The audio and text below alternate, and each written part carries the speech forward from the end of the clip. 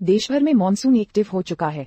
कई राज्यों में लगातार बारिश हो रही है, वहीं कई जगह पर बाढ़ जैसे हालात हैं। बारिश के मौसम में हर जगह आकाशीय बिजली की घटना देखने को मिलती है। आकाशीय बिजली के कारण हर साल हजारों लोगों की जान चली जाती है।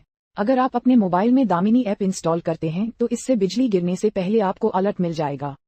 इसके लिए आप अपने फोन के प्ले स्टोर में जाकर दामिनी ऐप डाउनलोड कर सकते हैं। ऐप डाउनलोड के बाद लैंग्वेज सेलेक्ट का ऑप्शन आएगा। इसके बाद I agree to the privacy policy पर टिक कर GPS ऑन कर दें।